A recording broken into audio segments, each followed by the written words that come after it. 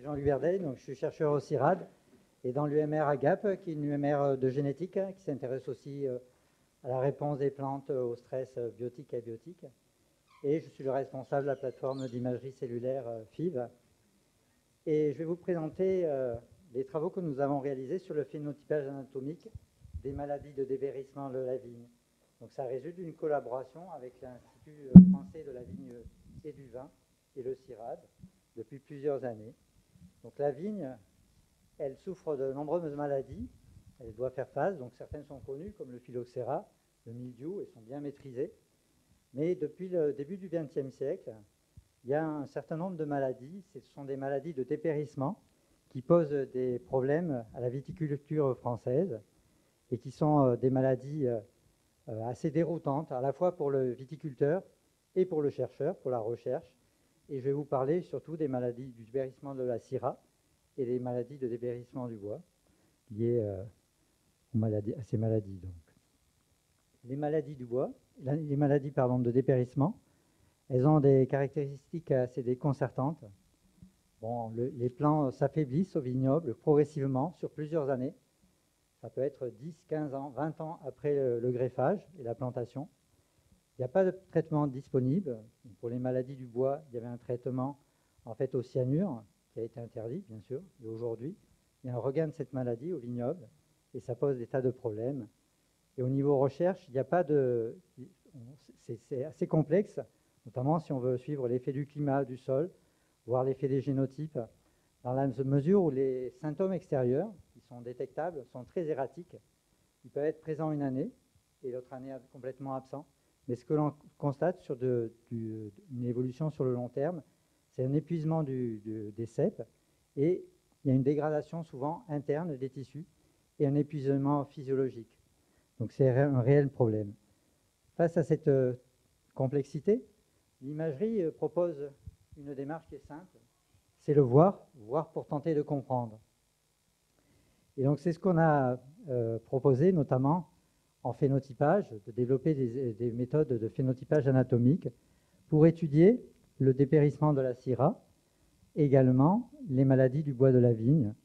Donc l'ensemble du travail qui va suivre représente une quinzaine d'années de collaboration entre l'IFV, l'Institut français de la vigne et du vin, et le CIRAD. Et vous verrez en parallèle, il y a une évolution fulgurante des méthodes d'imagerie et qui sont liées et qui sont boostées par l'innovation en médecine et de l'imagerie au service de la médecine. Il y a un des enjeux pour les plantes aujourd'hui, la santé des plantes, c'est de s'approprier ces méthodologies nouvelles et d'en tirer profit pour étudier l'ensemble des réactions de nos plantes aux pathogènes. Donc on a commencé à travailler sur le dépérissement de la syrah. Donc la syrah, c'est un cépage qui est très important parce que c'est un cépage aromatique qui est à l'origine de l'amélioration de la qualité des vins, Languedoc-Roussillon. Pardon. Et elle a été observée pour la première fois en 1993 dans l'Hérault et dans le Gard. Et après, on l'a trouvée dans toute la zone de plantation de la syrah, y compris dans 11 pays, dont les plus importants au niveau producteur de raisins et de vin, l'Argentine, le Chili, l'Espagne, les États-Unis et l'Afrique du Sud. La symptomatologie, elle est externe. On voit apparaître au niveau du point de greffe des crevasses. Vous voyez ici, au vignoble. Bon, les crevasses apparaissent 5-10 ans et peuvent apparaître de façon continue entre 5 et 20 ans. Et au bout d'un certain temps, un certain nombre d'années, un autre symptôme apparaît, c'est le rougissement des feuilles. Et le rougissement des feuilles, il peut avoir lieu 2-3 années consécutives, mais il annonce la mort du plant au vignoble.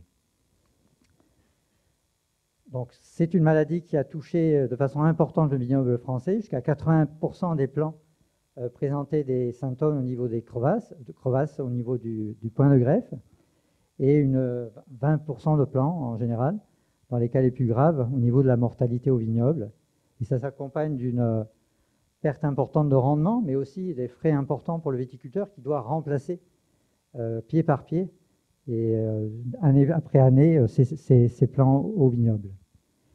Et à un moment donné, le problème était tel, l'intensité, que les viticulteurs en région hésitaient à planter de la syrah.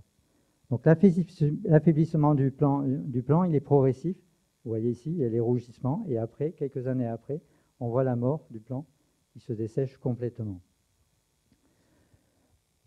On a proposé dans le cadre d'un projet interrégional qui a démarré en 2007, de 2007 à 2011, avec la région Languedoc-Roussillon à l'époque, la région PACA, et puis la région en fait Rhône-Alpes, de développer des méthodes de phénotypage anatomique pour mieux comprendre dans un premier temps ces symptômes. Donc on a travaillé avec des méthodes histologiques classiques qui sont assez lourdes à mettre en œuvre, mais qu'on a essayé de simplifier pour pouvoir traiter plus d'échantillons.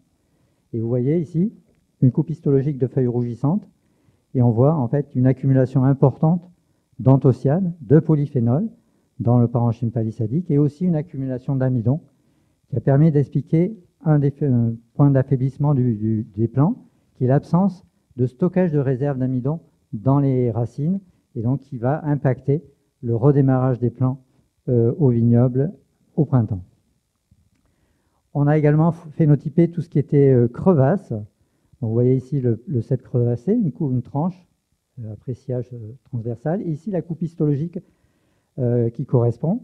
Et on s'est aperçu que la crevasse, ce symptôme, correspondait à un arrêt très localisé du fonctionnement du cambium, avec accumulation de polyphénol à la base, sur les cellules, quelques cellules où se font l'arrêt, et également une dégénérescence des tissus et une nécrose des tissus qui est un peu plus tardive.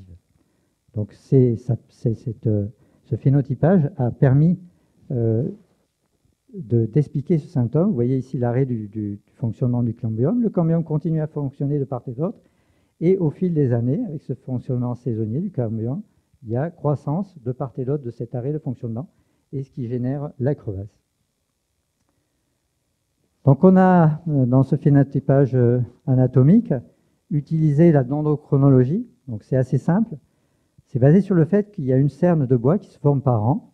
Vous voyez ici la cerne de l'année N plus 1, avec un bois de printemps, avec des vaisseaux plus gros, ici, et un bois d'été avec plus de fibres.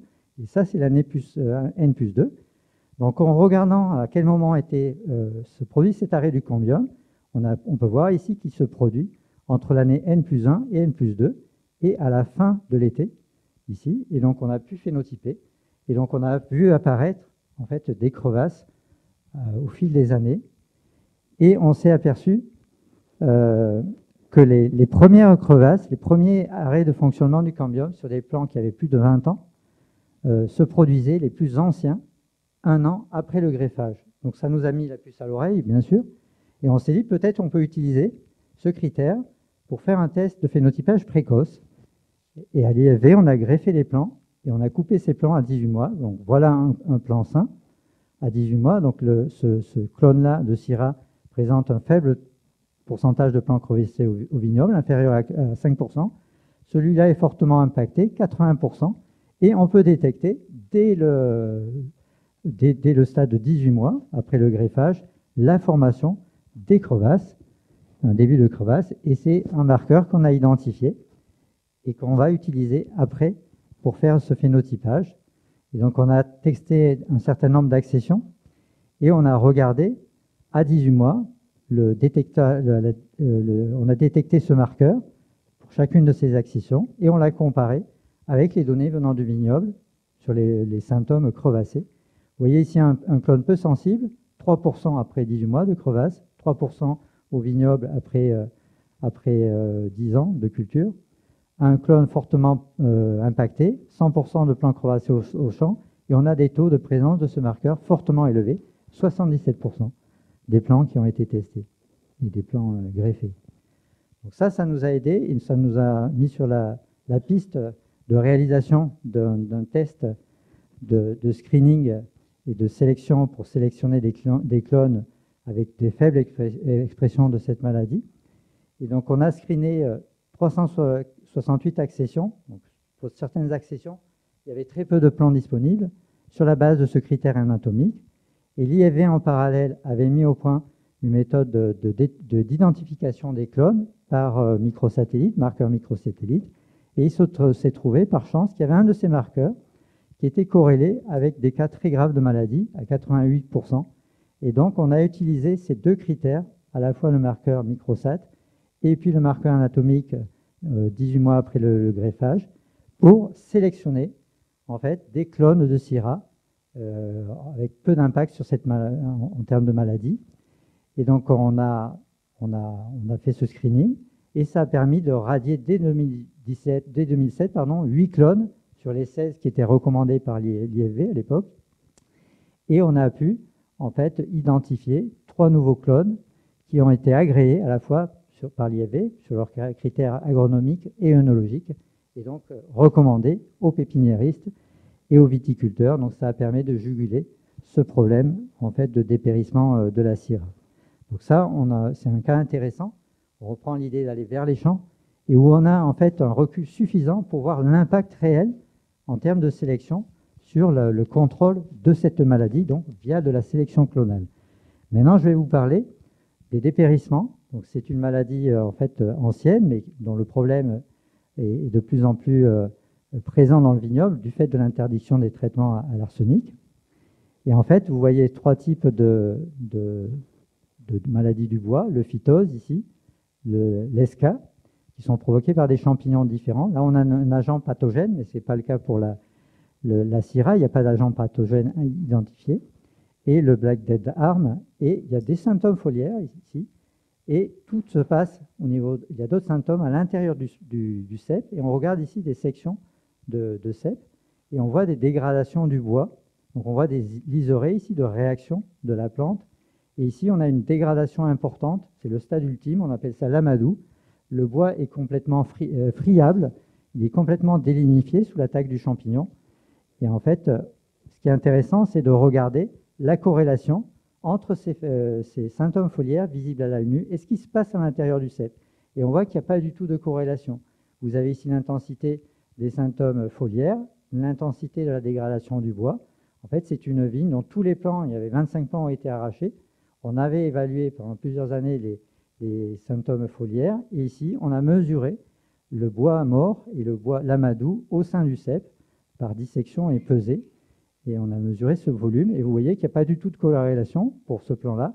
Il y avait très peu de forts symptômes foliaires, très peu de dégradation, et inversement, ici on a une forte dégradation interne et peu de symptômes foliaires, donc absence de corrélation. Et il n'y a aucune méthode non destructive qui permet en fait d'évaluer ce qui se passe à l'intérieur du plan, donc qui est un bon marqueur de l'évolution de la maladie. Donc face à cette complexité, on a décidé de mettre au point des méthodes de phénotypage anatomique. Et là, en fait, on a utilisé des méthodes modernes. C'est un projet qui a démarré il y a 4 ans maintenant, et notamment des méthodes en fait, développées, des méthodes d'imagerie médicale. Et on a travaillé dans 2 directions, sur des jeunes plants greffés. Donc là, en fait, on a fait de l'IRM, donc de l'imagerie à résonance magnétique nucléaire. C'est un système d'imagerie qui permet de visualiser l'eau dans la plante et les états de l'eau dans la plante. C'est l'imagerie du proton. Et on a fait un suivi dynamique, on a tenté de faire un suivi dynamique de la colonisation des tissus par les champignons pathogènes sur des jeunes plants greffés, en ouvrant une fenêtre dans le cep, enfin dans la tige ici, et en introduisant un cube de gélose à ce niveau-là, qui contient l'inoculum de champignons. Et également, on a travaillé sur des ceps adultes venant du vignoble. Là, l'idée, c'était de voir si on pouvait mettre au point une méthode d'évaluation et de phénotypage non destructive, donc par opposition aux méthodes destructives, donc qui consistent à ouvrir le cep et à peser des tissus morts et à les comparer par rapport aux tissus totaux du bois. Donc, on va parler de ce suivi dynamique. Donc, ce qui est intéressant, c'est qu'on a développé, dans le cadre de notre projet, APLIM, qui est financé par Agropolis Fondation, des méthodes d'imagerie par IRM adaptées aux plantes. Et notamment, on a développé des antennes adaptées aux plantes qui sont clipsables, les antennes médicales, les antennes animales. Il faut enfiler l'animal dans l'antenne ou la poser dessus. Dans le végétal, quand on a des feuilles, c'est un problème, vu la géométrie de la plante. Donc, on a conçu, avec un laboratoire de physique de Montpellier, des antennes clipsables. Et vous avez ici l'IRM. Et donc, on a appris ce système d'inoculation par ouverture d'une fenêtre. Et on a suivi au cours du temps, pendant plusieurs mois, jusqu'à 18 mois, en fait, la réaction de la plante et du tronc, de la tige, après inoculation du champignon. Ici, vous avez 2 champignons différents et vous voyez 2 types d'attaques. Une dégradation au cours du temps qui est plutôt latérale, qui attaque le phloème et pas tellement le bois dans un premier temps. Et ici, un autre champignon avec une attaque directe en profondeur et progressivement au cours du temps, après 3 semaines, 20 semaines et je ne sais plus combien ici, 70 semaines, en fait, une progression de ce champignon à l'intérieur de la tige. Ce qui est intéressant, c'est que, en fait, en IRM, on peut, je ne sais pas comment on déclenche la vidéo, je crois qu'il faut appuyer. Non.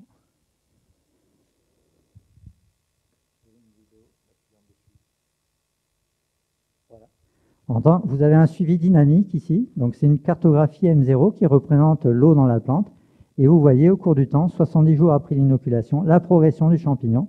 Vous voyez que le champignon progresse par les rayons libéroligneux. Vous avez une attaque progressive des vaisseaux, et en fait, on a accès à tous ces paramètres d'un point de vue dynamique. Et en IRM aussi, on a aussi une idée de l'état de l'eau, notamment si l'eau est libre et confinée dans des membranes, dans des structures. Vous voyez la progression de la maladie. Et également, on peut faire de la spectrométrie, et donc localiser des molécules qui seraient impliquées dans la dégradation des parois. Donc c'est ce qu'on a commencé à faire aujourd'hui sur la vigne par cette IRM. Et ce qui est intéressant, en fait, c'est que on arrive à vraiment avoir l'interaction entre le champignon et la progression de cette interaction entre le champignon et pathogène et les tissus, dégradation progressive. Vous voyez tous les vaisseaux de xylème ici qui sont représentés, les gros vaisseaux, et on voit l'attaque directe des parois par ce mycélium. Donc c'est un substrat qui est idéal pour tenter de modéliser dans l'espace et dans le temps les premières étapes d'attaque du champignon dans le cadre donc, de ces maladies de dépérissement, qui sont les maladies du bois. Et la perspective, c'est le développement d'un test pour évaluer la tolérance des cépages, et également pour tester l'efficacité de nouvelles biomolécules. Donc ce projet, il a été conduit, c'est le projet Vitimage, qui est conduit, financé, coordonné par Cédric Mouamoisi de l'IFV, et qui est financé par le plan national de dépérissement du vignoble. Donc maintenant, on va aborder le second aspect, le travail sur les cèpes adultes. Et donc, on a travaillé sur des cèpes qui ont été des cèpes de chardonnay qui ont été collectés au vignoble en Champagne, des cèpes âgés de 30 ans. Et là, en fait, on a adopté une méthode d'imagerie multimodale, c'est-à-dire les mêmes cèpes, on les a en fait imagés sous différentes modalités de l'IRM, donc qui donne naissance, qui permet d'accéder à l'eau et à l'imagerie du proton, de la tomographie au rayon X, qui est un type d'imagerie qui permet de mettre en évidence les différences de densité au rayon X. Et donc, une fois qu'on a fait ce même cep, on l'a imagé, on avait besoin d'un contrôle pour évaluer les symptômes internes. Donc, on l'a découpé en tranches, ici, vous voyez. Et chacune des tranches, on l'a prise en photo, on a reconstitué une pile d'images et on a reconstitué le cep en entier en 3 dimensions à partir de ces tranches d'images et de ces photographies macroscopiques. Et là, on connaît bien les symptômes. On voit ici l'amadou, ce bois complètement dégradé. Ici, des bois de réaction, du bois qui est sain, qui est qualifié de sain au vignoble, et par les viticulteurs qui coupent leurs pieds. Ici, vous avez une image au rayon X, une image et 3 images qui correspondent à l'IRM, donc une image sur l'eau, et là, 2 images en séquence T1, T2, donc qui sont vraiment développées en médical, et qui vont porter sur le confinement de cette eau, plus ou moins, et l'interaction de cette eau avec d'autres molécules, avec l'environnement moléculaire et tissulaire, notamment avec les sucres. Et donc, on a continué cette manip. Donc là, il y a un gros boulot de traitement d'images. On a aligné toutes ces images, qui sont issues de 3 sources d'images différentes. L'idée, c'est de combiner, en fait, les informations qui proviennent de ces 3 sources d'images. Donc, on a aligné et fusionné ces images. Donc, on a obtenu une image composite donc, qui comporte tous les signaux, à la fois le signal tomographie au rayon X et les différents signaux IRM, également le signal lié et la morphologie et l'anatomie des tissus liés à la découpe, à la scie. Et on a, avec un ingénieur spécialisé en analyse d'image, Romain Fernandez, qui était en thèse avec moi, on a créé en fait un classifieur et on l'a entraîné pour l'apprendre à reconnaître les différents tissus, donc par intelligence artificielle et machine learning, à savoir le bois sain, le bois dégradé, partiellement ou non, et l'amadou, le stade ultime de dégradation du bois à l'intérieur du tissu. Et vous avez ici le score en fait, d'évaluation. On a été surpris en fait, de la fiabilité. On voit que pour l'amadou, par exemple, on a un score qui est proche de 1 et qui a une modalité qui contribue fortement, c'est la tomographie au rayon X. On s'y attendait parce que c'est un bois qui est peu dense du fait de l'attaque du champignon. Pour le bois vivant, en fait, c'est surtout l'IRM, la modalité IRM qui contribue. Et il y a des intermédiaires où on a à la fois les deux modalités qui permettent de contribuer à l'identification de ces tissus qui sont partiellement adaptés. Donc ça a été intéressant parce qu'à partir d'un CEP et d'une image réelle, on arrive par imagerie en fait multimodale à reconstituer le volume de bois et une reconstitution volumique des tissus. Et on voit ici par exemple l'amadou, comment il se distribue dans la plante, donc cette dégradation ultime. On voit des tissus partiellement dégradés et à la périphérie, des tissus qui sont restés sains, avec ici les deux branches en production issues de la taille de l'année précédente. Et on peut détecter des blessures. Donc on voit aussi ici l'impact d'une blessure assez récente. Et on peut détecter toute l'histoire tissulaire de ce cep prélevé au vignoble. Donc ça c'est intéressant parce que une fois qu'on a fait cette manip, en fait, regarder et tester l'aptitude en fait, de cette méthode d'imagerie complexe et composite pour détecter les différentes catégories symptomatiques donc, qui sont évaluées au vignoble. Ici, vous avez des plans résilients, des plans en fait, apoplectiques et des plans symptomatiques et des plans sans symptômes. Et on voit en fait, qu'il y a une bonne discrimination en fait, avec cette reconnaissance interne non destructive des différents types de tissus. Et on peut vraiment en fait, discriminer ces catégories symptomatologiques. Donc, quelque part, on a développé une méthode d'imagerie non destructive qui permet en fait, d'évaluer ce qui se passe à l'intérieur du cep et de voir le degré d'avancement de la maladie sans aucune dissection du cep, donc de façon non destructive. Ici, vous avez la répartition de l'amadou et en fonction de la distance au point d'insertion des branches ici. Et vous voyez que cet amadou, en fait, il est plutôt présent en fait, dans la tête du cep et il arrive jusqu'à la base des branches. Et cet amadou, on sait qu'il est important parce que c'est un réservoir pour le champignon.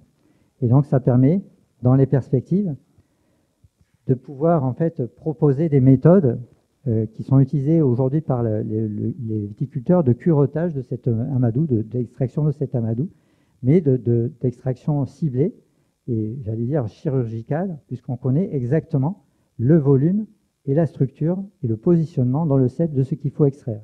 On peut aussi en fait, envisager de tester de façon ciblée des traitements pied par pied, en connaissant en fait l'architecture de la dégradation interne. Et dans le plan de dépérissement, il y a d'autres projets qui visent à identifier des biomolécules qui seraient antifongiques, donc des molécules de type fongicide naturelles. Et donc, ça serait intéressant de coupler ces deux types de projets pour après faire des traitements et regarder comment rendre plus efficaces et plus ciblés les traitements. Donc, pour finir, en fait, on a un rêve et on a des rêves, on en a tous. Et notre rêve, c'est de développer des outils portables qui soient transportables au vignoble et dans les champs pour détecter et faire du diagnostic au vignoble. Donc, Marie-Thérèse Esquès insistait beaucoup sur le terrain et c'est un de nos soucis. Donc là, en médecine, on sait faire de la recherche dite de transition du laboratoire translationnel, du laboratoire vers l'hôpital, le malade, et de l'hôpital vers le laboratoire. Et nous, il faut apprendre à faire de la recherche aussi translationnelle du laboratoire vers le champ. Et l'imagerie s'y porte bien. Et donc, dans le cadre de ce projet APLIM, on a développé une RMN portable avec une thésarde, Raima ici, que vous voyez dans les champs, et on a testé cette RMN portable en 2020. Et également, cette année, on a fait le test de scanner portable avec une société qui en commercialise dans le vignoble pour la première fois cet été. Et l'idée, à terme, c'est d'arriver à avoir du diagnostic au vignoble et de pouvoir conduire des études directement au vignoble pour aider à la gestion de ces dépérissements, également la gestion des interventions comme le curettage chirurgical et aussi les traitements à base de biomolécules.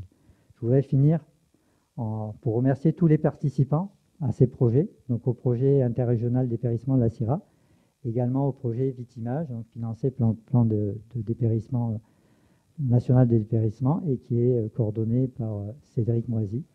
Et ce qui est intéressant ici, c'est de voir qu'à ce projet ont collaboré différentes disciplines, Vous avez ici un physicien du CNRS qui travaille en physique de l'IRM. Vous avez ici un médecin qui nous a ouvert les portes de son laboratoire, plutôt de son IRM médical. Vous avez ici un mathématicien de l'image. Et donc, un des messages aujourd'hui pour les santé de la plante et le concept de One Health, c'est qu'il faut arriver à décloisonner toutes nos disciplines et à travailler ensemble pour effectivement faire des progrès plus rapidement et s'approprier toutes ces méthodes d'imagerie. Donc, c'est un exemple qui dérive de l'imagerie médicale et qui montre tout leur potentiel pour la santé de la plante. Je vous remercie pour votre attention. Oui, merci Jean-Luc. Désolé d'imposer ma présence, mais comme Michel a laissé filer le temps juste avant. Donc, voilà. Bon, il y a un temps de parole qui est prévu à la fin, mais s'il y avait une ou deux questions brûlantes, oui, on va quand même arriver à tenir le temps. Je serai les Marie-Thérèse. Non, vous le gardez pour la fin? Très brève.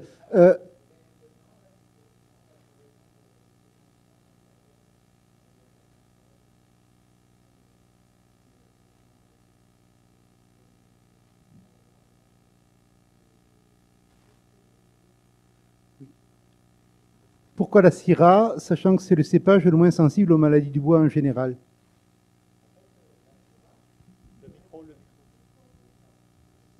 Le dépérissement de la Syrah, ce n'est pas une maladie du bois en fait. Voilà, c'est une maladie qui est physiologique. Il n'y a pas de pathogène connu à l'heure actuelle. C'est une maladie physiologique. Ce qui est certain, c'est qu'au fur et à mesure de l'affaiblissement du plant, il y a des pathogènes qui profitent d'un plant faible pour se développer. Il y a des attaques secondaires. Mais à l'origine du dépérissement de la Syrah, ce n'est pas du tout de pathogène, c'est une maladie physiologique. D'où la complexité de ces maladies de dépérissement qui affaiblissent le plant au cours du temps et le rend sensible à plein de pathogènes différents. Bien, nous en reparlerons par la suite.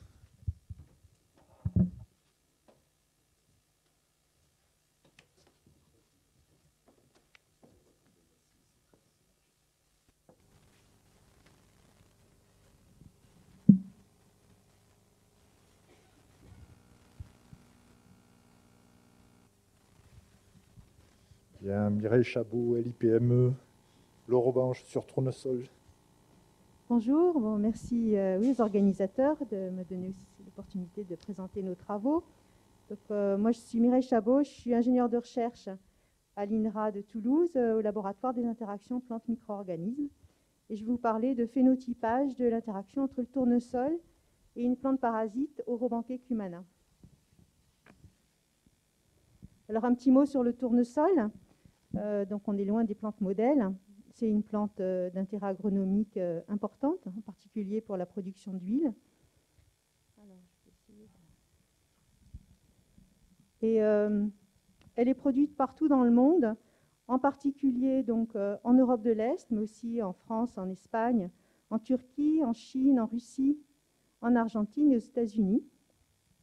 Elle est originaire des États-Unis, nord ou sud, et elle est arrivée en Europe au XVIe siècle, sûrement rapportée par les colons.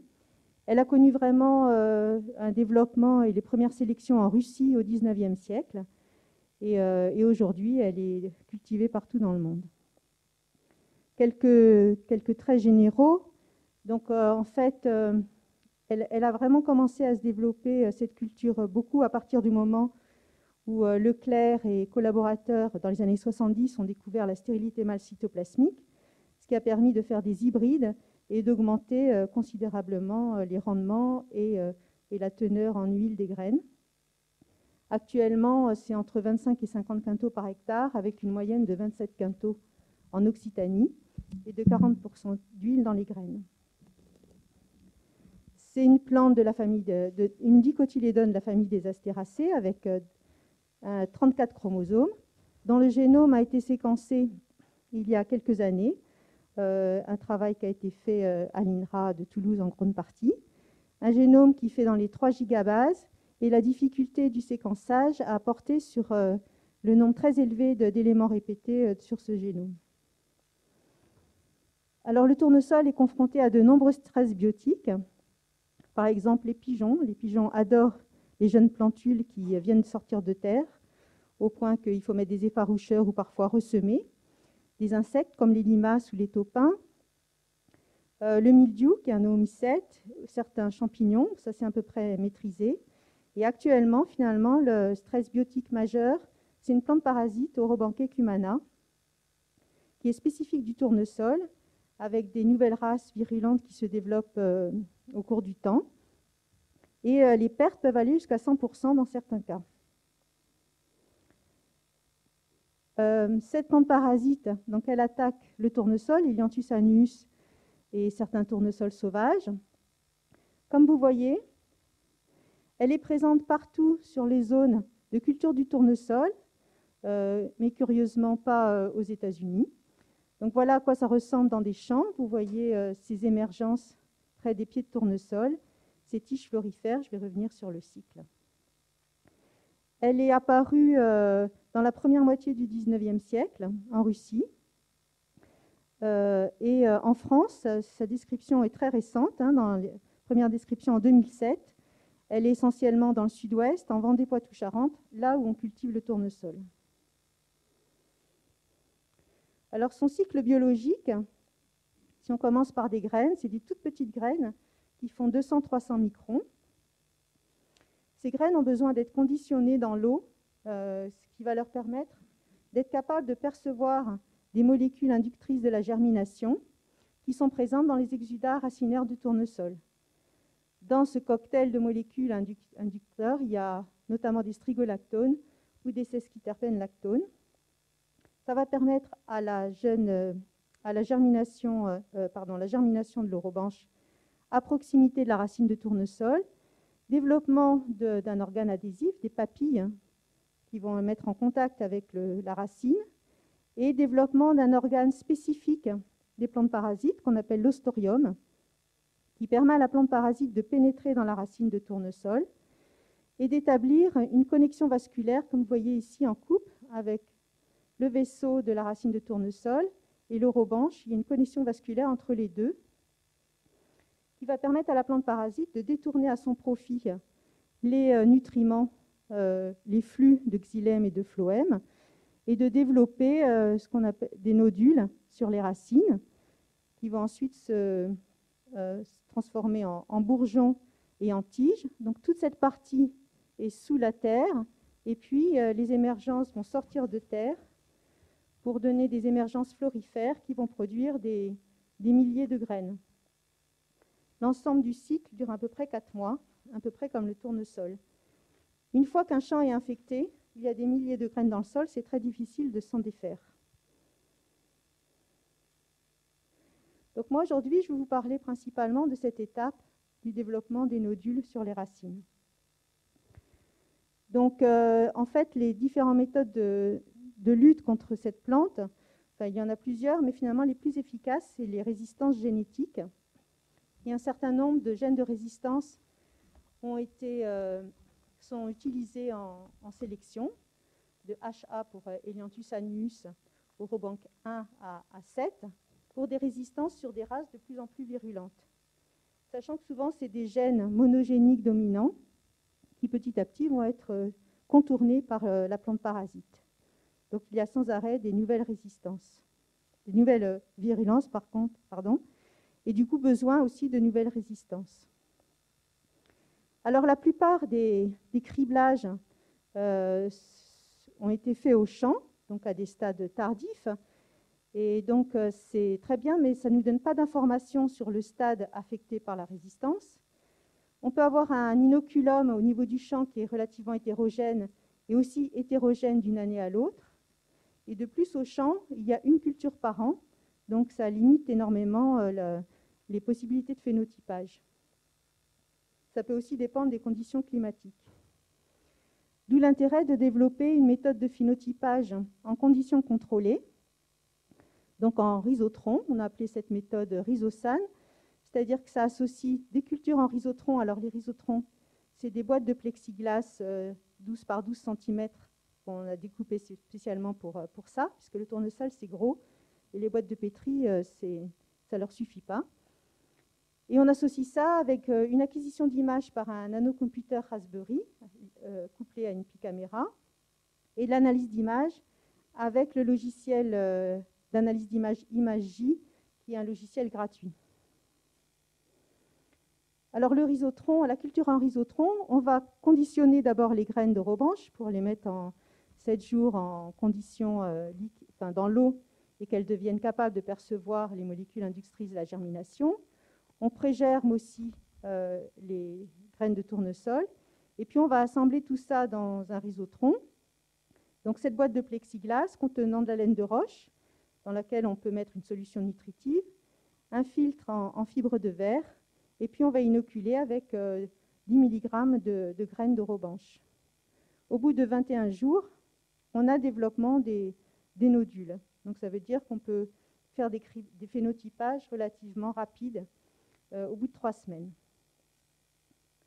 Donc ça nous permet de faire du phénotypage à des stades précoces, de contrôler l'inoculum et aussi de contrôler les conditions de culture. Ainsi, en rhizotron, au bout de 8 jours, on va voir la germination des graines. On voit ici les tubes germinatifs qui se développent, les premiers attachements à la racine. En 15 jours, les premiers nodules. À 21 jours, c'est ce stade qu'on va prendre pour compter les nodules. Et puis on peut attendre plus longtemps et on va avoir les premiers bourgeons.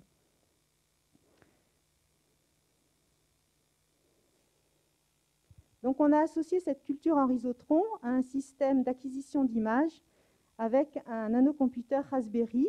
Donc les nanocomputers Raspberry, c'est des petits ordinateurs, des nanocomputers qu'on peut acheter sur Internet.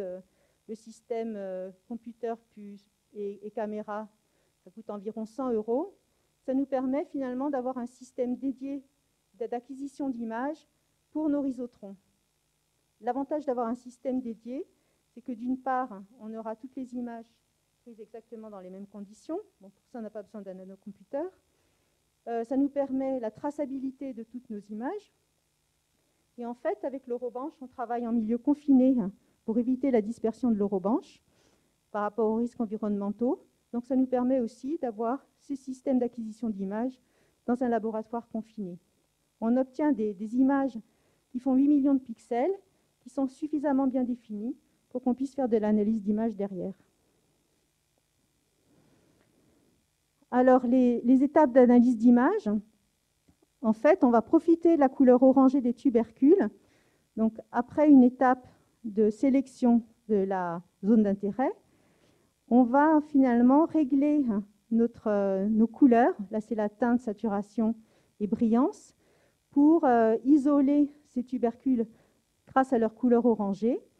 Et on va pouvoir les identifier grâce à leur couleur et les transformer en particules. Ces particules sont ensuite identifiées sur la racine de façon automatique. On peut de même identifier leur surface et leur position si c'est nécessaire. Nous, pour l'instant, on s'est intéressé simplement à leur nombre. Alors, on a mis en place une macro pour avoir une analyse d'image systématique et obtenir le nombre de tubercules pour chaque rhizotron. Et on a validé notre système avec 5 accessions de tournesol et 2 races de robanche. Donc, par exemple, vous voyez la 2603, il y a une cinquantaine de tubercules avec ces deux races. Donc, elle est sensible. On a eu d'autres accessions résistantes pour lesquelles il n'y a quasiment pas de tubercules. Et quand on compare le nombre de tubercules ou de nodules, tubercules, ce n'est pas le bon mot, mais en comptage automatique ou en comptage visuel, on a finalement un indice de corrélation qui est de 0,94, donc qui est excellent, même si on en perd un petit peu. Ça peut nous permettre de faire un phénotypage beaucoup plus rapide qu'un comptage à la main. Donc cette méthode qu'on a appelée Rhizosan, elle a été publiée cette année dans Plante Méthode. Ça nous permet de mettre en place un phénotypage rapide et fiable à un stade précoce de l'interaction. Donc les perspectives de ce travail, ce qui est en cours, c'est d'aller analyser la diversité génétique chez les tournesols sauvages pour rechercher des résistances aux races les plus virulentes. Donc ça, c'est un projet qui est en cours. On a analysé 19 accessions venant de 10 espèces d'Helianthus sauvages. Certains vont se révéler sensibles avec un grand nombre de tubercules. Pour certains, il y a absence totale de tubercules. Et on peut avoir un autre phénotype avec une mode de résistance plus tardive où on a une nécrose des tubercules. On a couplé cette analyse avec de l'analyse cytologique plus classique sur des coupes de racines de tournesol infectées.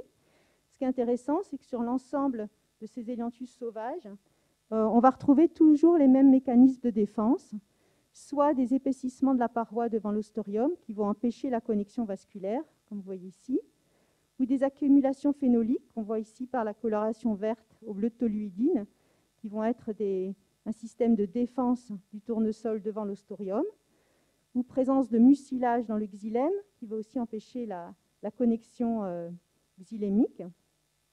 Ici, c'est une plante sensible avec la connexion, et on peut la voir aussi au niveau d'une coupe, d'un attachement qu'on appelle compatible. Voilà, donc je voudrais remercier l'ensemble des personnes qui ont été impliquées dans ce projet. C'est des projets qui ont été financés par Promosol, l'association des sélectionneurs de tournesol. Elle a impliqué les gens de l'équipe de Stéphane Munoz, dans laquelle je travaille, et de l'AFR, notamment avec Aurélie Lerue, et Massseeds, qui est une des sociétés privées qui a financé le premier projet sur l'analyse d'images. L'analyse de la diversité génétique se fait en collaboration avec l'Université de Nantes et le CSIC de Cordoue. Voilà, je vous remercie de votre attention.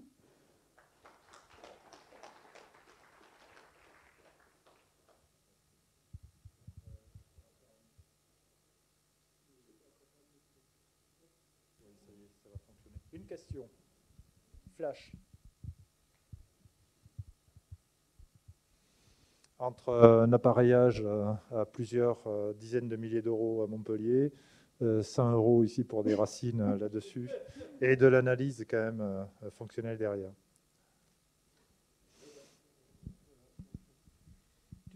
Tu disais qu'il y avait 7 gènes de résistance connus, c'est ça, chez le tournesol? Enfin, ils sont connus. Il y en a un seul identifié, c'est le HAOR7, qui est caractérisé, qui est un récepteur RLK. Les autres, ils sont utilisés parce qu'il y a des marqueurs associés en sélection, mais on ne sait pas encore ce que c'est. D'accord. Donc, on est au tout début, là, sur ce domaine. C'est-à-dire qu'avec le tournesol, tout se complique, hein, mais maintenant qu'il y a le génome... Je suis d'accord. Après, en sélection, il y a des gènes qui sont brevetés. Les sélectionneurs, ils utilisent déjà ces gènes de résistance. Hein. Bien, nous continuerons la discussion tout à l'heure. La présentation suivante. Bonjour, Madame Robin.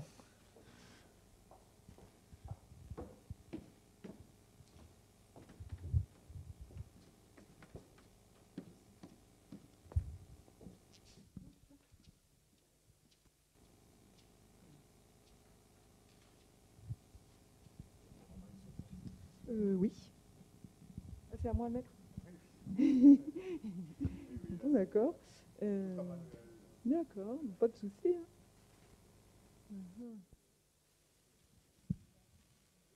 On va s'en sortir. Hein. Donc, bonjour, bonjour à tous. Donc, je suis Marie-Hélène Robin, je suis enseignant-chercheur à l'école d'ingénieurs de surface. J'enseigne également la protection des cultures, donc je suis proche de tous mes collègues qui ont présenté leur formation tout à l'heure. Et je suis également chercheur associé à l'INRAE à Toulouse dans l'UMR Agir. Et donc je vais vous présenter un autre aspect après le phénotypage, la modélisation, et en quoi la modélisation peut permettre une approche globale de la protection intégrée. Donc on va voir que dans cette approche, on va essayer de prendre en compte les effets conjoints des pratiques culturales, du pédoclimat et de l'environnement sur les dégâts causés par un certain nombre de bioagresseurs. Le modèle s'appelle IPSIM pour Injury Profile Simulator. On va prendre l'exemple de la rouille du blé, c'est ce que je vais développer, puis on va juste se poser la question dans 2-3 diapos, est-ce que ça pourrait être un outil possible au service du biocontrôle ?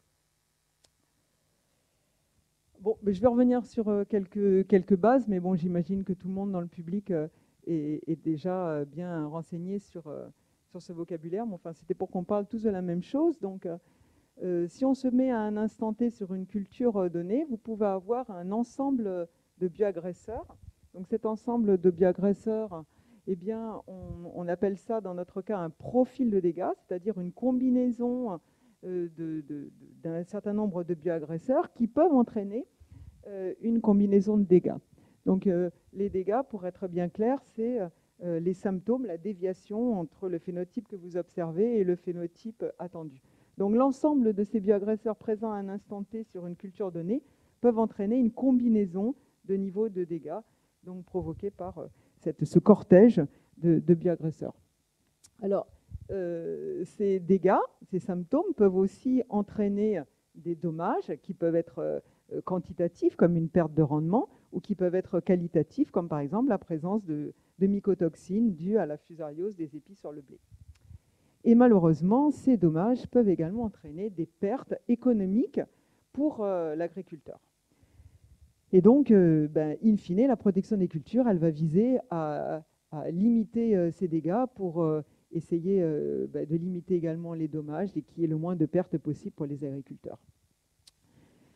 Alors, malheureusement, eh bien, ces pertes sont très importantes, même en présence de traitement. Donc là, vous voyez, vous connaissez peut-être ces chiffres de cette étude très intéressante.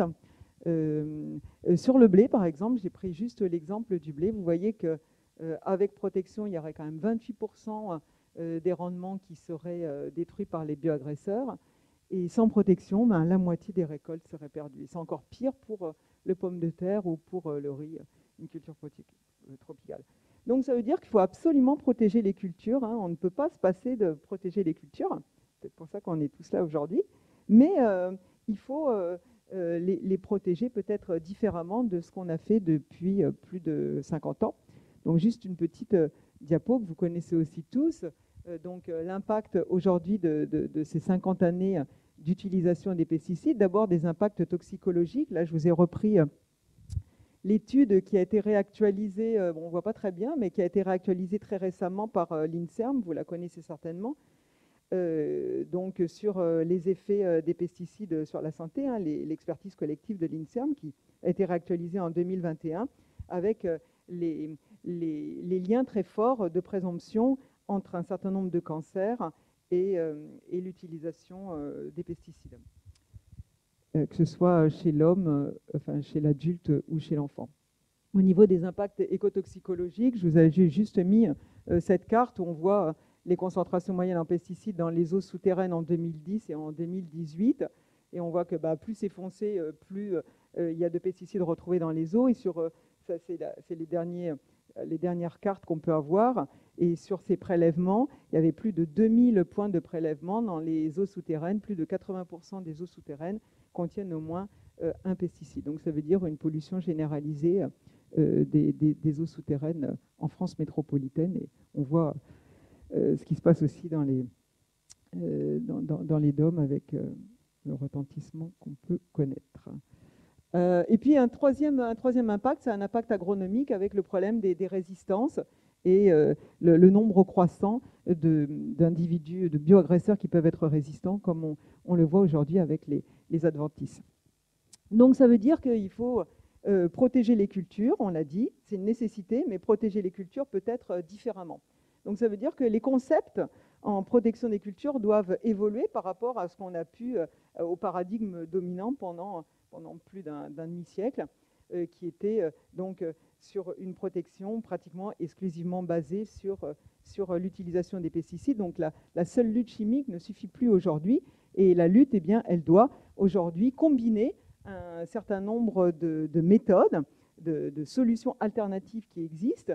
Et la lutte chimique n'est pas exclue, mais elle arrive en dernier recours. C'est ce qu'on développe dans la PAEC, la protection agroécologique des cultures. Vous aurez une intervention de Jean-Noël à ce sujet demain, donc vous pourrez lui poser toutes les questions sur la PAEC. Et donc, toutes ces méthodes, elles ont toutes un effet partiel, mais c'est la combinaison de l'ensemble de ces méthodes qui va permettre de conférer une efficacité qui pourrait être suffisante pour limiter les dégâts et les dommages dont on a parlé tout à l'heure.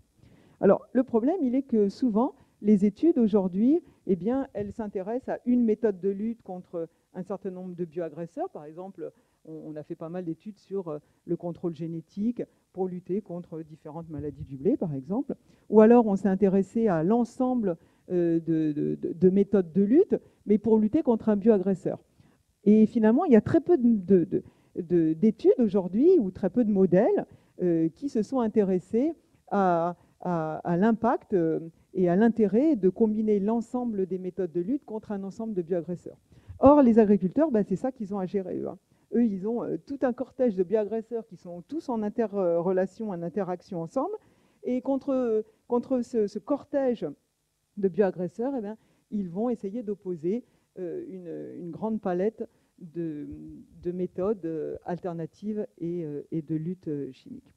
Donc, face à cette complexité énorme, la modélisation nous a semblé l'outil le plus approprié et le plus approprié pour pouvoir répondre à cette complexité. Et donc, la prise en compte et des dimensions horizontales, c'est-à-dire d'un profil de bioagresseur et pas une approche uniquement monospécifique, et également une dimension verticale, c'est-à-dire la combinaison d'un ensemble de méthodes à effet partiel. Et donc, cette prise en compte, elle doit permettre de répondre à l'enjeu de pouvoir modéliser, de pouvoir prévoir les dégâts subis par ces cultures, par cet ensemble de bioagresseurs. C'est donc le modèle IPSIM dont je vais vous parler juste après. Donc voilà, vous comprenez bien à quelle complexité on s'est attelé avec la construction de ce modèle. Et donc, pour faire face à cette complexité, on a choisi une modélisation par une approche hiérarchique, agrégative et qualitative, ce que je vais vous expliquer juste après. Et on a utilisé la méthode DEX. Donc la méthode DEX, ça permet de créer des modèles multi-attributs. Et ces modèles, ils vont me permettre, le principe, il est à partir d'un problème qui est complexe, par exemple, celui qu'on a vu précédemment, nous, sur ce profil de dégâts subis par une culture, de désagréger ce problème complexe en sous-problèmes plus simples à traiter et qui vont permettre donc de pouvoir résoudre ce problème complexe. Alors voilà à quoi ressemble notre modèle. Vous avez des attributs de base. Donc vous voyez, ça ressemble à un arbre d'agrégation d'attributs. Vous avez les attributs de base, tout au bout, là, c'est les feuilles de l'arbre. Et puis là, vous avez l'attribut final qui serait le tronc de l'arbre. Et entre, vous avez les branches et puis vous avez des nœuds.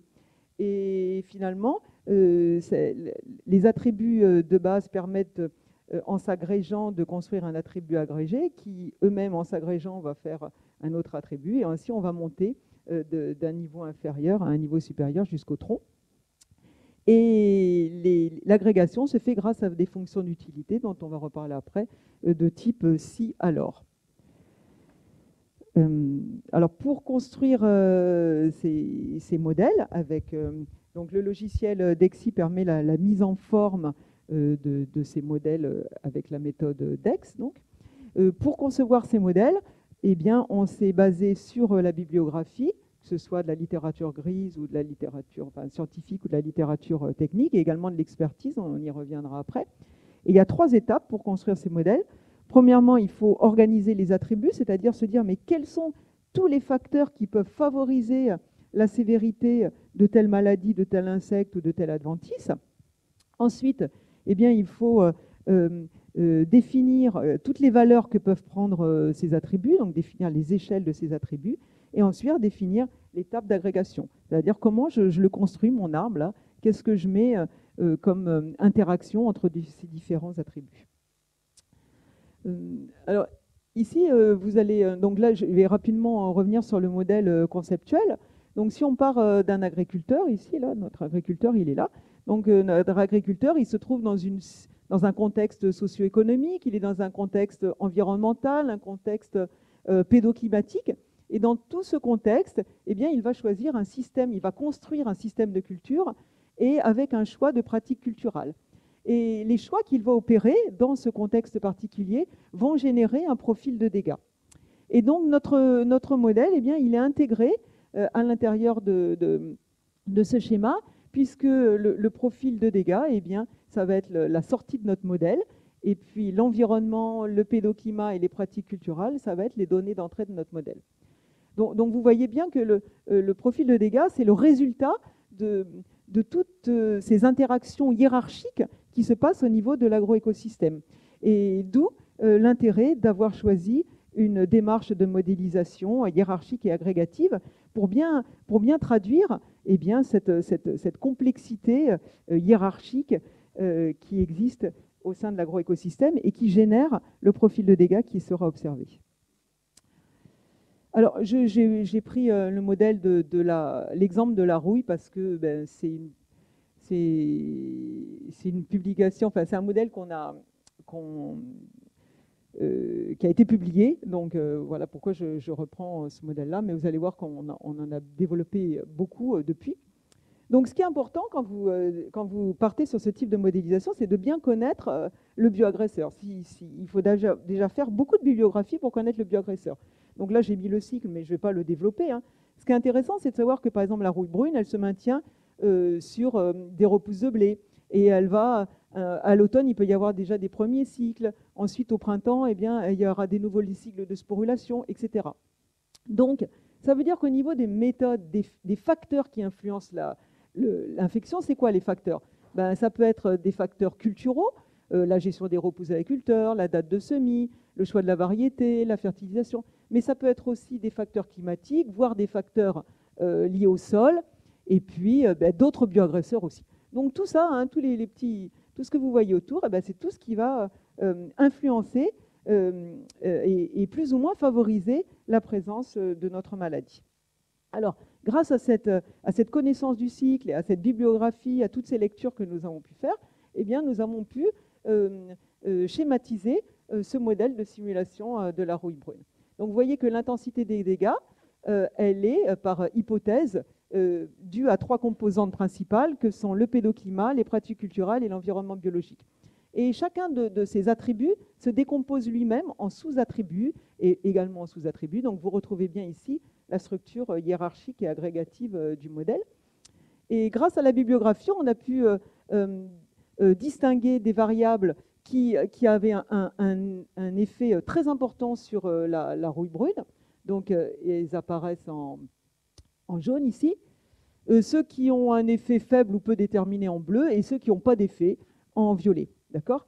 Donc, ça nous a permis de trier, de hiérarchiser l'importance des effets sur cette maladie. Par exemple, vous voyez ce que je vous ai dit précédemment, la rouille, elle se maintient sur des éléments vivants. Donc, par exemple, on a mis très peu de l'antécédent, par exemple, il a très peu d'influence sur le développement de cette maladie, par exemple, ou le sol, par exemple, ici, on a trouvé très peu de liens avec le sol.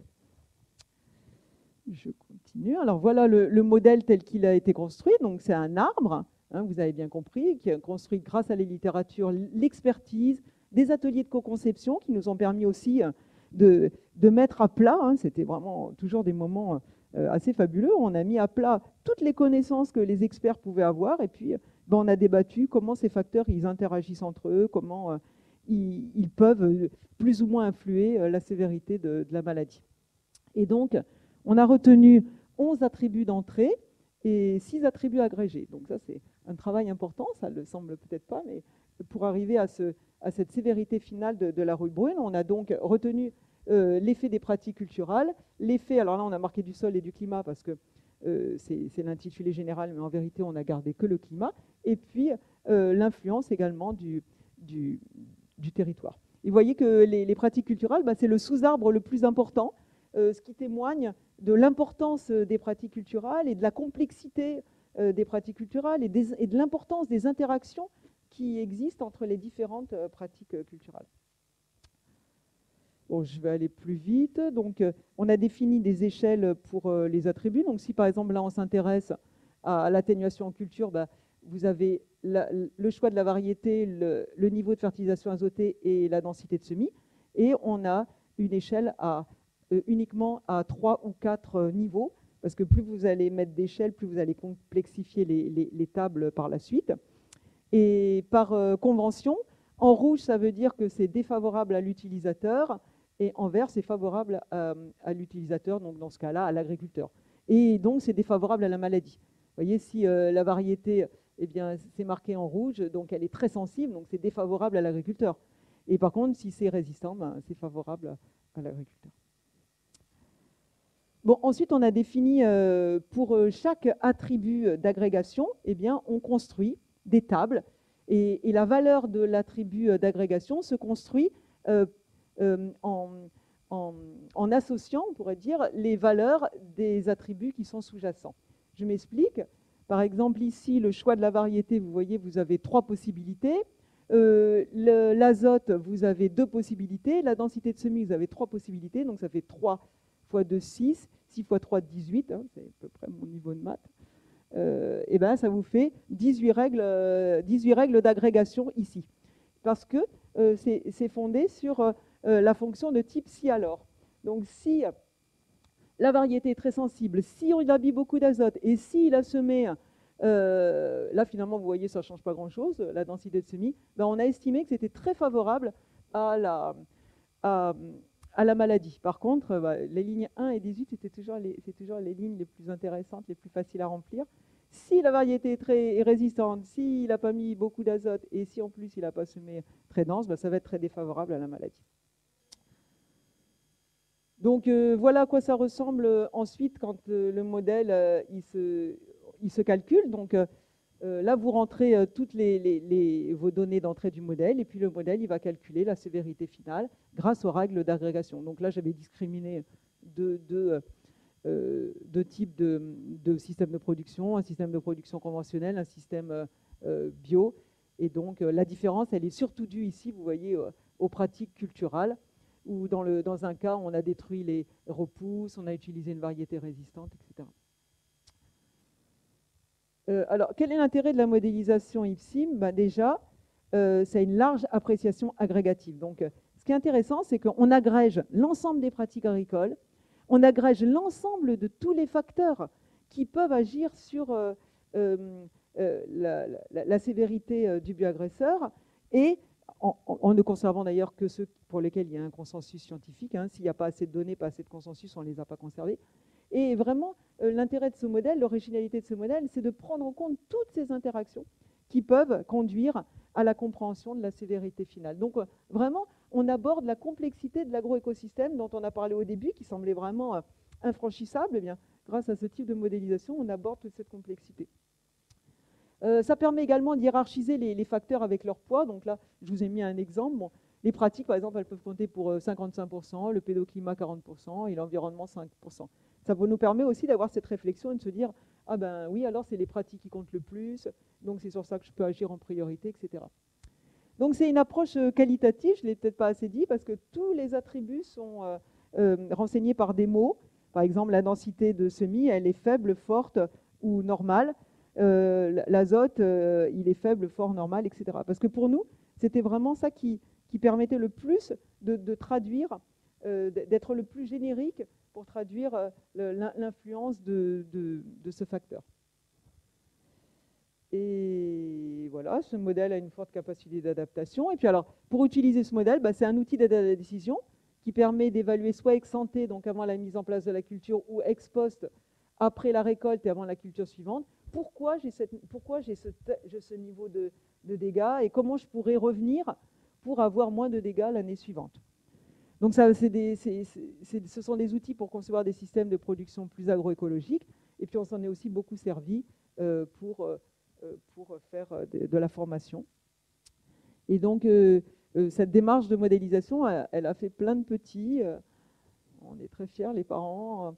On a construit des modèles pour les adventices pérennes, pour le blé, pour le tournesol. Il y a une thèse en ce moment sur la vigne. Il y a un projet sur les cultures associées, sur le chouchou, la mouche à la chouchou, sur... Vous voulez pas que je les cite tous, c'est ça, hein? Alors, on s'était posé la question, parce que j'avais participé à une réunion RMT Bestim, on s'était posé la question, est-ce que IPSIM pourrait être utilisé pour le biocontrôle? Donc, on avait, avec Elsa voilà, on s'était posé la question, on s'était dit, on pourrait intégrer tout simplement le biocontrôle comme une méthode de lutte. Alors, on était parti sur l'idée de la brouille brune. On dira, tiens, on va insérer le biocontrôle comme une donnée d'entrée pour comprendre la sévérité finale de la rouille. Et puis la deuxième idée qu'on avait, c'était de se dire, le biocontrôle, ça peut être la sortie. On va modéliser quels sont les facteurs qui influencent l'efficacité du biocontrôle. Donc c'était la deuxième idée. Vous pouvez amender ces idées ou avoir d'autres idées. Et puis la troisième idée, ça c'était vraiment une idée d'Elsa, c'était de se dire, je vais modéliser les défenses basales de la plante et de son niveau d'immunité et voir quels sont tous les facteurs qui concourent à un niveau plus ou moins élevé d'immunité. Et ben, voilà, j'ai terminé. Et donc, on a construit 2 plateformes qui sont en ligne, que vous pouvez, peut-être que Jean-Noël en montrera une demain, que vous pouvez donc consulter, une sur la mouche de la chouchou et une sur le chardon des champs, où c'est directement accessible pour les agriculteurs, les conseillers. Jean-Noël en parlera peut-être demain, mais en ce qui concerne la mouche du chouchou, c'est employé à La Réunion par un certain nombre de conseillers, etc. Mais j'ai peut-être été longue, non? Trop long? Je sais pas. Dans les temps moyens, mais voilà, on va dire moyen-long. Très bien. Merci beaucoup, Marie-Hélène. C'était très, très, très bien. Merci beaucoup de cette présentation tonique. Voilà. Maître du temps, une question. Oui, merci beaucoup, madame, pour cet exposé tout à fait passionnant. Vous avez identifié des facteurs intervenants, par exemple sol, climat. Qu'est-ce que vous prenez comme caractéristique? Sur les sols, est-ce que vous, par exemple, vous intéressez au cortège microbien des sols, dans le voisinage racinaire? Ou est-ce que vous prenez des critères plus pédogénétiques? Et dans le climat, prenez-vous certaines séquences ou certaines séries d'événements qui pourraient avoir plus d'influence que le climat moyen? C'est surtout la bibliographie et le consensus sur la bibliographie qui joue, par exemple, sur le climat. C'est sûr qu'on s'était posé la question pour un certain nombre de bioagresseurs, quels paramètres climatiques on va prendre en considération. Alors, ça peut être la pluie, ça peut être la température, à quelle période, ça peut être la rosée, ça peut être le vent, ça peut être etc. Et on ne peut pas non plus aller trop loin dans la précision. Hein. Comme c'était écrit à un moment, nous, ce qu'on veut, c'est être juste à défaut d'être précis. Nous, on veut vraiment pouvoir embrasser les principaux facteurs qui vont décrire la sévérité de la maladie. Et si sur la rosée, il n'y a pas assez de consensus, ou sur la texture du sol, par exemple sur la rouille, sur le sol, on a beau fouiller la bibliographie comme on peut, on n'a rien trouvé. Donc c'est un facteur qu'on a décidé d'éliminer. Mais si on avait trouvé qu'il y avait des interactions possibles entre certains micro-organismes du sol qui peuvent jouer pour limiter ou pour jouer un rôle dans la détermination de la sévérité de la maladie, on les aurait pris en considération, bien sûr. Ouais, Marianne, je peux peut-être juste dire un mot pour compléter. Effectivement, donc là, vous posez la question sol et climat. Sol, on n'a pas eu trop dans la littérature d'infos qui nous permettaient d'avoir des indicateurs facilement accessibles, parce que là, ce n'est pas de la recherche très analytique, très fine, on cherche à être opérationnel. Donc les sols, ça peut être simplement une info sur la texture, des choses très très basiques, ou la profondeur de sol qui après sera liée à l'humidité et donc de manière indirecte jouer sur le développement des cycles.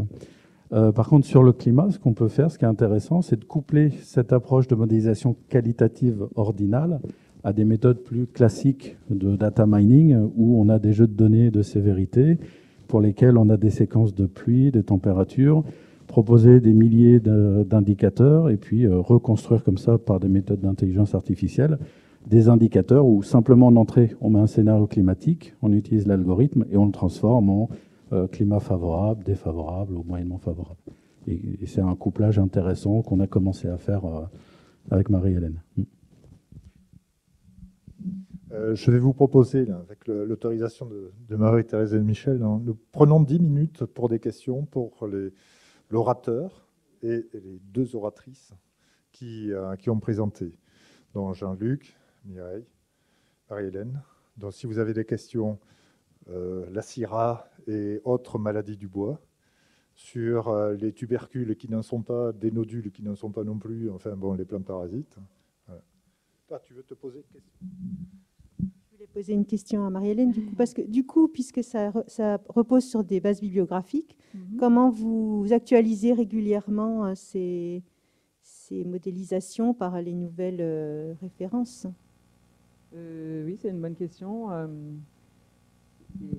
Ça veut dire qu'il faut faire une veille bibliographique et actualiser les modèles. Ce qui est bien pratique avec ces modèles, c'est qu'ils sont très facilement adaptables et c'est très facile de rajouter un attribut, de rajouter une échelle d'un attribut, etc. Donc, techniquement, c'est hyper simple de faire évoluer les modèles parce qu'ils sont vraiment très, très plastiques.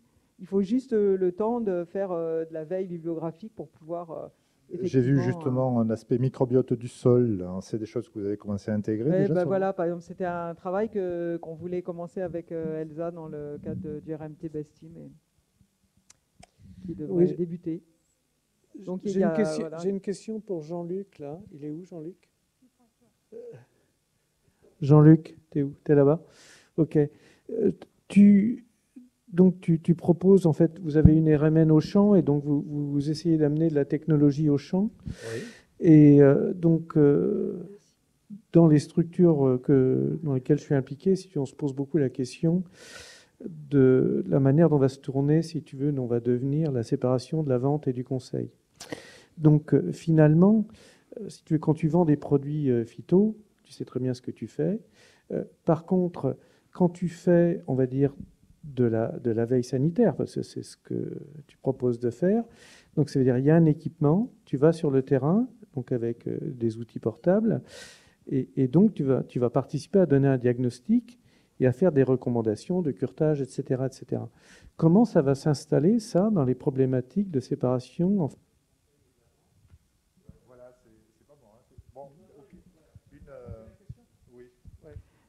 J'ai pas entendu la fin, désolé Michel. Non, comment ça va s'insérer dans la séparation du conseil et de la vente, si au niveau réglementaire? Est-ce que tu t'es posé cette question-là ou pas? Ou est-ce que toi en tant qu'histologiste que je connais bien, évidemment, peut-être pas, mais est-ce que ça fait partie du dialogue? Oui, en fait, ça fait partie du dialogue. Et nous, pour le cas de la vigne, c'est simple parce qu'il y a l'IFV. Et l'IFV fait autorité. Et du coup, c'est elle qui fait l'interaction à la fois entre les pépiniéristes qui vont produire les plants et puis les viticulteurs. Et c'est en fait l'IFV faisant autorité, c'est l'IFV qui choisit le matériel et qui aussi donne des conseils de la façon de traiter au champ. Et donc là, c'est l'avantage parce qu'il y a un seul organisme au niveau national qui gère les deux aspects. Voilà, et donc notre expérience, nous, elle est dans le cadre Marc Dello, c'est de la parti, ligne. c'est ça? Ouais.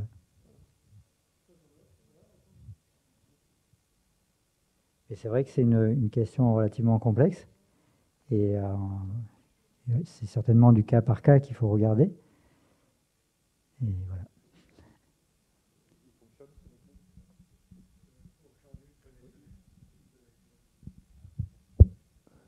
Pour Jean-Luc, une autre question en rapport avec le greffage horticole, qui est une pratique très, très courante pour les plantes arbustives et lutter contre les maladies telluriques et l'adaptation au sol. Et c'est une pratique très ancienne, mais qui a besoin d'être renouvelée et améliorée dans bien des cas. Et justement, ma question, elle est en rapport avec les techniques d'études que vous avez mis au point, pratiquées sur le greffage en particulier, les points de greffe et autres. Est-ce que ces approches, vous avez eu l'occasion de les vulgariser ou de les faire appliquer sur d'autres espèces? En fait, bon, c'est très pratiqué sur la vigne, c'est sûr. Encore sur la vigne, il y a des problèmes de qualité des greffes, et notamment auprès des pépiniéristes. Et donc, il y a des projets qui visent à définir des critères de qualité pour les plants greffés, de façon à certifier à la vente, qu'un pépiniériste puisse certifier ce qu'il vend comme étant un greffage de bonne qualité. Donc là, il y a des indicateurs qu'on cherche à développer et que l'IFV cherche à développer. Après, en fait, c'est vrai que le greffage, c'est un moyen de lutte et il a certainement beaucoup d'avenir, la technique de greffe, par rapport à tout ce qui est changement climatique et stress biotique et également abiotique. Je sais que sur Caféier, par exemple, dans il y a aujourd'hui des essais de greffe et de greffage du caféier pour la résistance au stress hydrique et aux fortes températures. Et il y a des porte-greffes qui vont conférer une meilleure résistance. C'est très utilisé aussi chez les citrus. C'est un moyen de lutte, à la fois contre certaines maladies et ça permet une meilleure résistance à certains stress également, certains stress abiotiques. Donc c'est certainement une méthode ancienne qu'il faut aujourd'hui remettre au goût du jour et revisiter par rapport à toutes les problématiques qu'on rencontre sur le changement climatique en particulier. Une question à Marie-Hélène, s'il vous plaît. Question courte, réponse courte pour les 3 dernières questions. Oui, bonjour, une question pour Marie-Hélène. Donc, oui. Dans votre introduction, vous disiez que, que les modèles que vous développiez pourraient permettre d'intégrer plusieurs agents pathogènes. Oui. Donc finalement, est-ce que vous avez développé des modèles qui intègrent plusieurs agents pathogènes ou est-ce que pour l'instant c'est toujours restreint? Et une autre question en relation à ça que je me posais, c'est est-ce que forcément les effets de plusieurs agents pathogènes seront additifs ou est-ce qu'il peut y avoir de la dynamique non linéaire en fait quand il y a plusieurs... Oui, c'est très intéressant. Effectivement, on s'est posé la question avec Jean-Noël de se dire, le but pour nous c'était de pouvoir modéliser un profil de dégâts. Alors c'est intéressant déjà d'avoir une sortie bioagresseur par bioagresseur, pourquoi pas, mais c'était aussi intéressant comme sortie de pouvoir avoir effectivement un profil de dégâts. Et là, on se heurte à une très faible connaissance sur le sujet, parce qu'effectivement, les effets, ils peuvent être de synergie ou au contraire, comment on dit, antagonistes, ouais, merci. Et là, il y a très peu de littérature à ce sujet, quoi. Ça n'a jamais été étudié. Ou alors, vous le sentez, vous sentez bien que si la rouille jaune, elle arrive avant la rouille brune, il y a moins de place pour elle et donc elle sera peut-être moins sévère si la rouille jaune est arrivée avant. Mais là-dessus, il y a très peu de littérature. Et comme c'est vrai qu'on essayait de se baser sur effectivement un consensus scientifique, on a eu beaucoup de mal, mais on a néanmoins construit pour plusieurs profils de dégâts, par exemple le pied inverse et le rhizoctone, ou la rouille, la septoriose et la fusariose, par exemple. On a mis les 3 maladies ensemble. Et là, effectivement, on a construit un modèle qui permet d'agréger, c'est une autre agrégation comme les autres, qui permet d'agréger ces 3 maladies ensemble avec 3 types d'effets. Il y a un effet antagoniste, un effet de synergie ou pas d'effet. Par exemple, entre les rouilles septo, on peut imaginer qu'il y a un effet. Par contre, entre rouille fusa, là, on peut imaginer qu'il n'y a pas d'effet, sauf peut-être, effectivement, s'il y a moins de feuilles vertes, il y aura peut-être moins de fusa, etc. Enfin, c'est vraiment, là, vous voyez, c'est vraiment très délicat. On se rend compte que c'est tout un pan des relations entre les bioagresseurs qui n'est pas du tout étudié. Enfin, il y a pratiquement, à part rhizoctone pied inverse, on sait que là, effectivement, ça a déjà été... et sinon, les autres, on n'en sait strictement rien, quoi. Bonjour, oui, moi j'avais une question sur, pour vous du coup aussi, c'était sur donc là on regarde la sévérité de la maladie au niveau de la plante, mais à l'échelle de la parcelle ou du territoire, est-ce qu'on pourrait aussi modéliser plutôt la progression de cette maladie-là? Par exemple, si on est au niveau parcellaire sur un mélange ou une association de cultures, est-ce que ça on pourrait l'intégrer dans le modèle pour voir la sévérité de la maladie ou en tout cas la progression de la maladie? C'est un peu indirectement pris en compte. Par exemple, si on a un mélange de variétés, je pense au blé ou des blés en association, eh bien, ça va rentrer au niveau du contrôle génétique pour diminuer les risques. Ça va être un attribut qui va compter quand même, qui aura un poids assez fort dans la détermination, dans le calcul de l'attribut final, parce qu'on va considérer que la culture est résistante ou très peu sensible, parce qu'on aura pris en compte le fait qu'elle soit en mélange ou en association. On a aussi travaillé dans un projet remix sur justement l'association blé-pois. Et on a simulé effectivement entre, par exemple, du pois qui serait pur ou du pois qui serait en mélange, quels seraient les niveaux de dégâts de l'ascoquitose et du puceron vers du pois. Effectivement, pour montrer que l'association par rapport à la culture pure... tu veux rajouter quelque chose, Jean-Noël? Non. C'est bon? Féliciter pour cette approche globale, mais dans une des sorties, si j'ai compris, là pour les rouilles, montrer que l'environnement représentait que 5%. Ah non, mais c'est faux. C'est tellement tributaire des conditions climatiques, les rouilles à présence-absence, le climat n'est pas bon. J'ai été surprise de cette sortie. Ah oui, c'était... Ah non, non, c'est pas le pédoclimat. Dans l'environnement, c'était l'environnement de la parcelle, c'est-à-dire le fait qu'il puisse y avoir du green... Non, c'était du green bridge, quoi. Le fait que l'assolement autour puisse être des foyers pour ensuite générer du stock initial de maladies. Ouais. Et merci. Tu as d'ailleurs contribué à l'article sur la rouille, je t'en remercie. Bien, on va remercier les deux oratrices et l'orateur de cette dernière séance, et on va pouvoir passer à la dernière partie qui est, on va à l'Hôtel Dieu, c'est ça, Marie-Thérèse? Très bien. Merci à vous encore.